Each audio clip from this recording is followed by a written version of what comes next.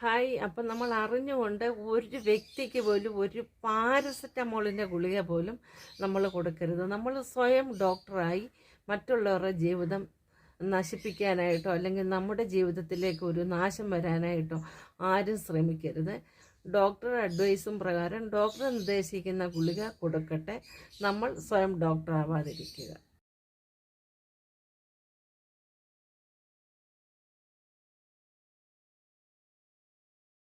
അപ്പോൾ തുടങ്ങാം നമുക്ക്. എല്ലാ കൂട്ടുകാർക്കും പുതിയൊരു വീഡിയോയിലേക്ക് ഹൃദയം നിറഞ്ഞ സ്വാഗതം. ഞാൻ അമ്പിയാണ്. കൂട്ടുകാർക്കൊക്കെ സുഖമാണെന്ന് വിശ്വസിക്കുന്നു. അപ്പം നമുക്ക് നേരെ വീഡിയോയിലേക്ക് കിടക്കാം. കൂട്ടുകാരെ, ഞാൻ ഒരിക്കൽ ജോലി ചെയ്തുകൊണ്ടിരുന്ന സമയത്ത്, ഡൽഹിയിൽ ജോലി ചെയ്തുകൊണ്ടിരുന്ന സമയത്ത് നാട്ടിലേക്ക് വരുന്ന വഴിക്ക് ഒരു പ്രായമായ ഒരു 10, 65, 70 വയസ്സുള്ള ഒരു അമ്മ റെയിൽവേ സ്റ്റേഷനിൽ ഇങ്ങനെ ഇരിക്കുന്നത് കണ്ടു. വളരെ ദുഃഖിതയായിട്ടായിരുന്നു ആ അമ്മ റെയിൽവേ സ്റ്റേഷനിൽ ഇരുന്നത്.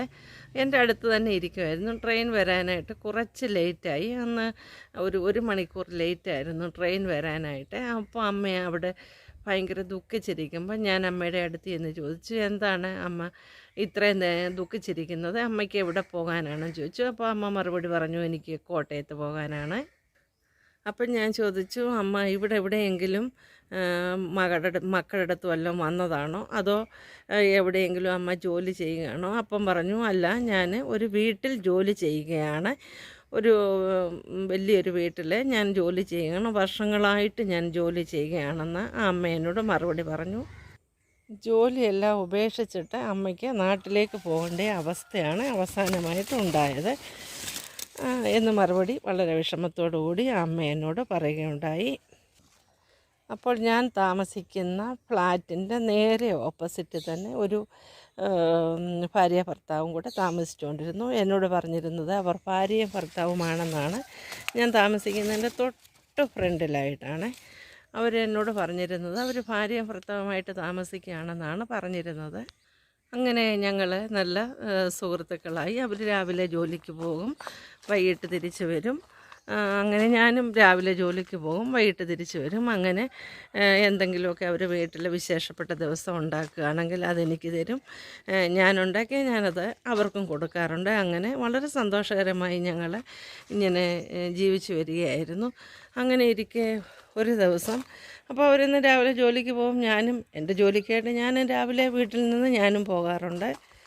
അങ്ങനെ ഞാനും അവരെ കാണത്തില്ല, കാരണം അവർ ജോലി ചെയ്യുന്നവരാണ്, ഞാനും ജോലി ചെയ്യുന്നതായതുകൊണ്ട് എല്ലാ ദിവസവും നമുക്ക് അവരെ കാണാനായിട്ട് സാധിക്കത്തില്ല. അങ്ങനെ നോക്കുമ്പോൾ ഒരു ദിവസം ആ കുട്ടി വളരെ വയ്യാതെ ഒരുപാട് ക്ഷീണിതയായി വീടിൻ്റെ വാതിക്കൽ ഇങ്ങനെ സിറ്റ് ഔട്ടിൽ ഞാൻ ഇരിക്കുന്നത് കണ്ടു. അപ്പോൾ സ്വാഭാവികമായി അന്നൊരു അവധി ദിവസമായിരുന്നു. ഞാൻ ചെന്നിട്ട് കുട്ടിയോട് ചോദിച്ചു, എന്താണ് മോളെ ഇങ്ങനെ വെളിയിൽ വയ്യാതിരിക്കുന്നത്? അപ്പോൾ എന്നോട് പറഞ്ഞു, ആൻറ്റി എനിക്ക് തീരെ വയ്യ, വയറിളക്കമാണെന്ന് പറഞ്ഞു. അപ്പോൾ ഞാൻ ചോദിച്ചു, ടാബ്ലറ്റ് ഒന്നും കഴിച്ചില്ലേ? അപ്പം പറഞ്ഞു, ഇല്ല, ടാബ്ലറ്റ് ഒന്നും കഴിച്ചിട്ടില്ല ഞാൻ ഇതുവരെയായിട്ടും. ഞാൻ ചോദിച്ചു, ഹോസ്പിറ്റലിൽ പോയില്ലേ?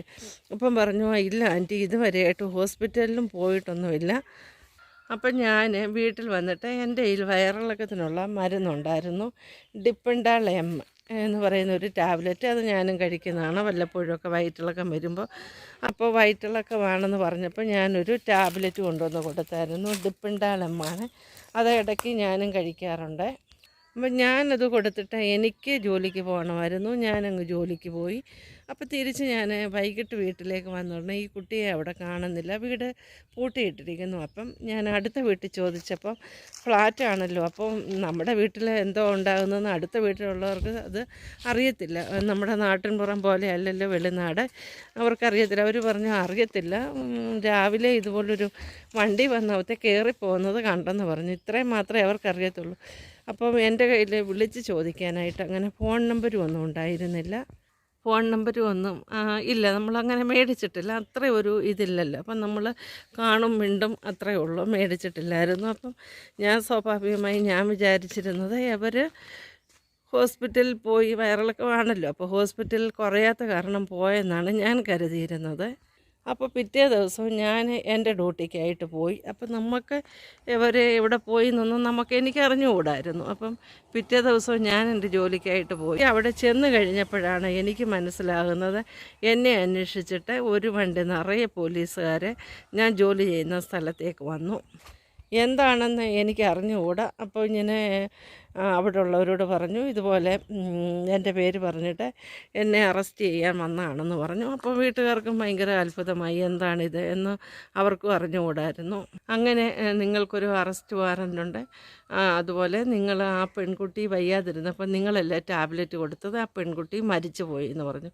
അപ്പോൾ സ്വാഭാവികമായി ഞാൻ ആകെ തകർന്നു പോയി. കാരണം ഞാൻ കൊടുത്തത് ഡിപ്പെൻഡാളമാണ്, എക്സ്പയറി ഡേറ്റ് കഴിഞ്ഞതും ഒന്നുമല്ല, ഞാൻ പുതിയതായിട്ട് മേടിച്ചാണ്. അതിൻ്റെ എക്സ്പയറി ഡേറ്റ് ഒന്നും കഴിഞ്ഞല്ല. അപ്പോൾ ഞാൻ പറഞ്ഞു, സാർ ഞാനൊരു ഡിപ്പെൻഡാളം ടാബ്ലറ്റ് മാത്രമാണല്ലോ കൊടുത്തത്, അത് കഴിച്ചാൽ എങ്ങനെയാണ് ആ കുട്ടി മരിക്കുന്നത്? ഞാനും വിഷമിച്ചു പോയി. അപ്പോൾ അവർ പറഞ്ഞു, നിങ്ങൾ എന്തായാലും ജയിലിൽ വന്നേ പറ്റത്തുള്ളൂ, നിങ്ങളെ ജയിലിൽ കൊണ്ടുപോവുകയാണെന്ന് പറഞ്ഞു. ഞാൻ അവിടെ നിന്ന് അവരെന്നെ പിടിച്ചുകൊണ്ട് ജയിലിലേക്ക് പോയി. അങ്ങനെ ഞാനൊരു 8 മാസക്കാലം ഞാൻ ജയിലിൽ കിടന്നു. 8.5 മാസത്തോളം ഞാൻ ജയിലിൽ കിടന്നു. അതിനുശേഷം അവരെ പോസ്റ്റ്മോർട്ടം ഒക്കെ ചെയ്തായിരുന്നല്ലോ, പോസ്റ്റ്മോർട്ടം ഒക്കെ ചെയ്തു. കുറച്ച് കഴിഞ്ഞ് അതിൻ്റെ റിപ്പോർട്ട് വന്നു. പോസ്റ്റ്മോർട്ടം ചെയ്ത് കഴിഞ്ഞപ്പോൾ തന്നെ റിപ്പോർട്ട് വന്ന ഉടനെ അവർക്ക് മനസ്സിലായി, ഈ ഡിപ്പെൻഡാളം കഴിച്ചത് കൊണ്ടല്ല ഈ കുട്ടി മരിച്ചത്. ഈ കുട്ടി മരിച്ച ഉടൻ തന്നെ ഈ കുട്ടിയുടെ കൂടെ ഉണ്ടായിരുന്ന ആ ചെറുക്കനെ അവന് സ്ഥലം വിട്ടു. അവൻ എവിടെയോ ഓടിപ്പോയി. ഹോസ്പിറ്റലിൽ പോലും ആക്കുന്നതിന് മുന്നേ തന്നെ അവൻ അവിടെ നിന്ന് ഒളിച്ചോടിപ്പോയി. പിന്നീട് നമ്മൾ അന്വേഷിച്ചപ്പോഴാണ് മനസ്സിലായത്, അവർ ലിവിങ് ടുഗദറായിട്ട് താമസിക്കുകയായിരുന്നു. ഭാര്യയും ഭർത്താവും ഒന്നുമല്ല, അവർ ഒരേ ഓഫീസിൽ ജോലി ചെയ്യുന്നവരായിരുന്നു. അവർ ലിവിങ് ടുഗദറായിട്ട് താമസിക്കുന്ന ആൾക്കാരാണെന്ന് പിന്നെ പോലീസിന് മനസ്സിലായി. അപ്പം ഡൽഹി പോലീസല്ലേ, അവരെന്തായാലും അവർക്കൊരു തുരുമ്പ് കിട്ടിയാൽ അവത്തെ പിടിച്ച് യഥാർത്ഥ കുറ്റവാളിയെ കണ്ടുപിടിക്കുക തന്നെ ചെയ്യുമല്ലോ. അങ്ങനെ അവർ തിരഞ്ഞ് ഒരു 8 മാസക്കാലമായപ്പോൾ അവനെ കിട്ടി.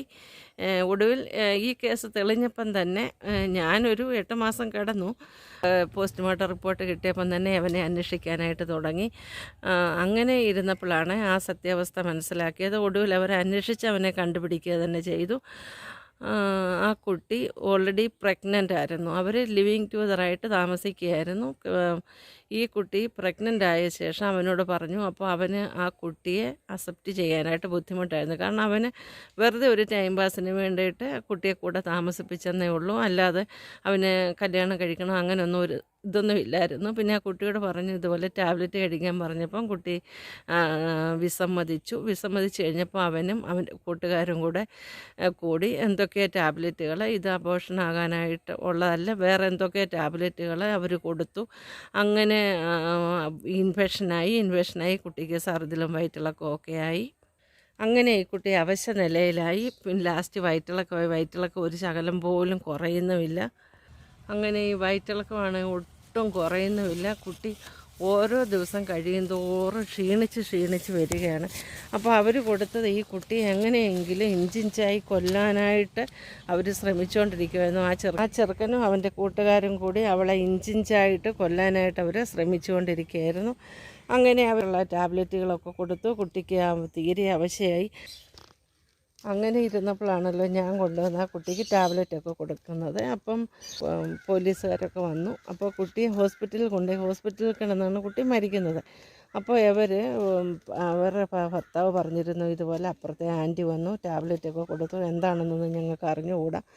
അപ്പോൾ അവർ കുടിച്ചിട്ട് കട്ടിലിൻ്റെ സൈഡിൽ ഒരു ടേബിളുണ്ടായിരുന്നു. ആ ടേബിളിൽ തന്നെ ഗ്ലാസ് വെച്ചേക്കുമായിരുന്നു. ആ ഗ്ലാസ്സൊക്കെ എടുത്ത് പോലീസുകാർ പരിശോധിച്ചു. കുട്ടിയെ ഞാൻ പിടിച്ചുകൊണ്ടൊക്കെ കിടത്തിയായിരുന്നല്ലോ. അപ്പോൾ അതൊക്കെ അവർ വന്ന് ഫിംഗർ പ്രിൻ്റൊക്കെ എടുത്തുകൊണ്ട് പോയി. അപ്പോൾ അതിലെല്ലാം എൻ്റെ കൈകളാണ്. ഞാൻ പറഞ്ഞു, സാർ ഞാൻ വെള്ളം കൊടുത്തു, അത് ശരിയാണ്, ടാബ്ലറ്റ് കൊടുത്തു, വെള്ളം കൊടുത്തു, അത് കഴിഞ്ഞ് കുട്ടിയെ കൊണ്ടുവന്നു കട്ടിൽ ഞാൻ കിടത്തി പുതപ്പിച്ചതിനൊക്കെ ശേഷമാണ് ഞാൻ പോയത്. അപ്പോൾ എന്തുകൊണ്ട് തെളിവ് എനിക്ക് നേരെയായിരുന്നു തെളിവ്, കാരണം ഫിംഗർ പ്രിൻ്റ് എൻ്റേതായത് കാരണം തന്നെ. അങ്ങനെയാണ് എന്നെ അവർ അറസ്റ്റ് ചെയ്ത് ജയിലിൽ കൊണ്ടുവന്ന് 8 മാസക്കാലം ഇട്ടിരുന്നത്. അങ്ങനെ ഒടുവിൽ എന്തായാലും ഡൽഹി പോലീസ് അവനെ ഒടുവിൽ പിടിച്ചപ്പോഴാണ് ഈ കാര്യങ്ങളൊക്കെ അറിയുന്നത്. ആ കുട്ടി പ്രഗ്നൻ്റ് ആയിരുന്നെന്നും അവർക്ക് ഇങ്ങനെ അവന് ലിവിങ് ടുഗദറായിട്ട് താമസിക്കുകയാണ്, അവനെ കുട്ടിയെ ഭാര്യയായിട്ട് അക്സെപ്റ്റ് ചെയ്യാൻ ബുദ്ധിമുട്ടാണെന്നും ഒക്കെയുള്ള കാര്യം ലാസ്റ്റിലാണ് അവർ അറിയുന്നത് തന്നെ. അങ്ങനെ ആ കുട്ടിയുടെ വയറ്റിൽ കിടക്കുന്ന കുട്ടി അബോർഷനായി പോകാനായിട്ട് അവർ ഓവർ ഡോസ് കൊടുത്തുകൊണ്ടിരിക്കുകയായിരുന്നു. അപ്പോൾ ആ കുട്ടിയോട് പറഞ്ഞിരുന്നത് കാൽസ്യമാണ്, അയർനാണെന്നൊക്കെ പറഞ്ഞാണ് ടാബ്ലറ്റ് കുട്ടിക്ക് കൊടുത്തുകൊണ്ടിരുന്നത്.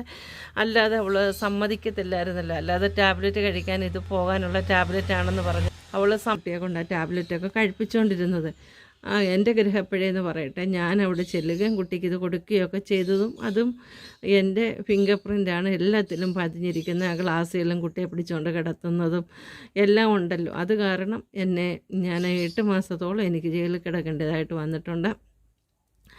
അത് കഴിഞ്ഞതിന് ശേഷം പോസ്റ്റ്മോർട്ടം റിപ്പോർട്ടൊക്കെ വന്ന് അത് കഴിഞ്ഞതിന് ശേഷമാണ് ഇതെല്ലാം തെളിയുന്നതും. അവനെ പിന്നെ ഡൽഹി പോലീസ് അവനെ പിടിച്ചു, അവനെ പിന്നെ അറസ്റ്റിലാക്കി. അത് കഴിഞ്ഞ് എനിക്കെന്തായാലും 8 മാസം ജയിലിൽ കിടക്കേണ്ടതായിട്ട് വന്നിട്ടുണ്ട്. 8 മാസം എൻ്റെ എല്ലാം നഷ്ടപ്പെട്ടു.